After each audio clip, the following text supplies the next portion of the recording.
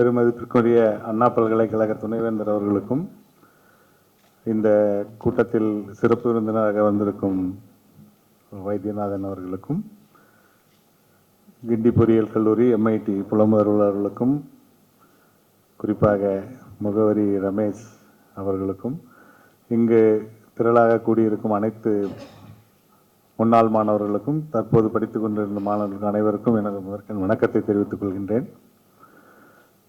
ரமேஷ் சொன்ன மாதிரி நான் ஜஸ்ட் ஏர்லி மார்னிங் தான் வந்தேன். பட் இருந்தாலும் முகவரியில் இது ரெண்டாவது ஃபங்க்ஷனு. முதல்ல வந்து ஸ்காலர்ஷிப் கொடுக்கும்போது நம்ம அகாடமிக் கவுன்சில் ஹாலில் ஃபஸ்ட்டு அறிமுகம்.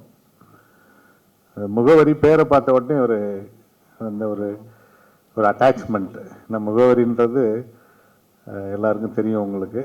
பல்வேறு விதத்தில் நம்மளுடைய ஐடென்டிட்டி, நம்ம பிறக்கிறதுலேருந்து கடைசியாக வாழ்க்கையில் கடைசி வரைக்குமே வந்து அந்த முகவரி வந்து ரொம்ப முக்கியமாக நம்மளுடைய வாழ்க்கையில் வந்து ஒன்றி இருக்கிறது. அந்த பேரில் ஒரு நிறுவனத்தை நடத்தி இவ்வளவு மாணவர்களுக்கு, இப்போ இன்ஜினியரிங் நான் அந்த லிஸ்ட்லாம் படித்தேன், இமெயிலில் வந்ததை. இன்ஜினியரிங் மாணவர்களுக்கு தனியாக, அக்ரி படிக்கிற மாணவர்களுக்கு, மெடிக்கல் படிக்கிற மாணவர்களுக்கு, இதெல்லாம் வந்து ஒரு சாதாரண விஷயம் கிடையாது. எல்லாருமே வந்து ஹெல்ப் பண்ணுவாங்க. அந்த மாணவ சமுதாயத்துக்கு மிகச்சிறந்த அளவு வந்து இவங்க ஸ்பான்சர் பண்ணிகிட்ருக்காங்க. அனைவருக்கும் வாழ்த்துக்கள். அந்த இதை சொல்லுவாங்க, பாரதி சொன்ன மாதிரி தானத்திலே சிறந்தது அன்னதானம்னுவாங்க. அந்த அன்னதானம் வந்து என்ன, ஒரு நாளைக்கு ஒரு வேளை சாப்பிட்டா அடுத்த வேளை பசிக்கும், இல்லைன்னா ஒரு நாளைக்கு தாங்கும், அடுத்த நாள் நம்ம வந்து திருப்பி எதிர்பார்த்துருக்கணும். ஆனால் இந்த கல்விக்கான செய்கிற தானம் வந்து நம்மளுடைய சமுதாயம், நம்மளுடைய பரம்பரை எல்லாத்துக்கும் ஜெனரேஷன்ஸ் ஆஃப்டர் ஜெனரேஷன் வந்து அது ஹெல்ப் பண்ணும். ஏன்னா இந்த ஃபஸ்ட்டு ஜென்ரேஷனாக வர பசங்களுக்கு எவ்வளோ, ஏன்னா நீங்கள் பசங்க சொன்னது பார்த்தீங்கன்னா தெரிஞ்சிருப்பீங்க. எல்லோரும் வந்து அவங்களுடைய ஒரு வாழ்க்கையில் ஒரு திருப்பு முனையாக இருந்திருக்கு இந்த கல்வி உதவித்தொகை. அதான் பாரதியார் அழகாக பாடியிருப்பார், அன்னசத்திரம் 1000 வைத்தல், ஆலயம் 10000 ஏற்ற நாட்டல், பின்னருள்ள இது தர்மம் யாவும் கயர் விளங்கி ஒளிர் நிறுத்தல், அன்னையாயினும் புண்ணியம் கோடி ஆங்கோர் ஏழைக்கு எழுத்தறிவித்தல். அந்த ஏழையாக இருக்கிறவங்களுக்கு வந்து அந்த படிப்புன்றது ரொம்ப எட்டாக்கனியாக நிறையா நாளுக்கு இருந்திருக்கு. நானும் வந்து ஃபஸ்ட்டு ஜெனரேஷனாக கிராமத்திலேருந்து வந்த ஸ்டூடெண்ட்டு தான்.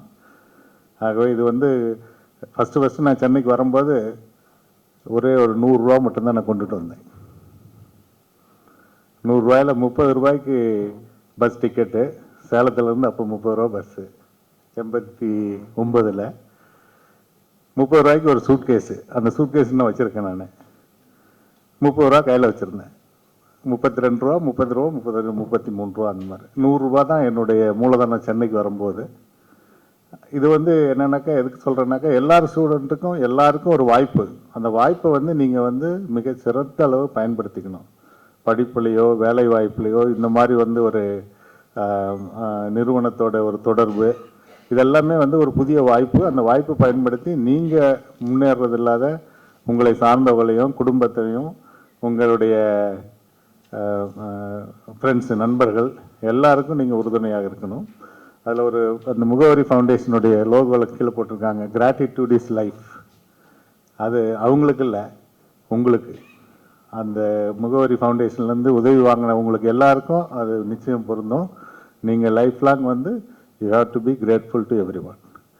ஸோ இத்துடன் இந்த விழாவுக்கு இந்த விழாவை வந்து மிக சிறப்பாக ஏற்பாடு கொண்டிருக்கிற ரமேஷ் அவர்களுக்கு வாழ்த்தி நன்றியுரை கூறி இடம் சார்கிறேன். நன்றி, வணக்கம்.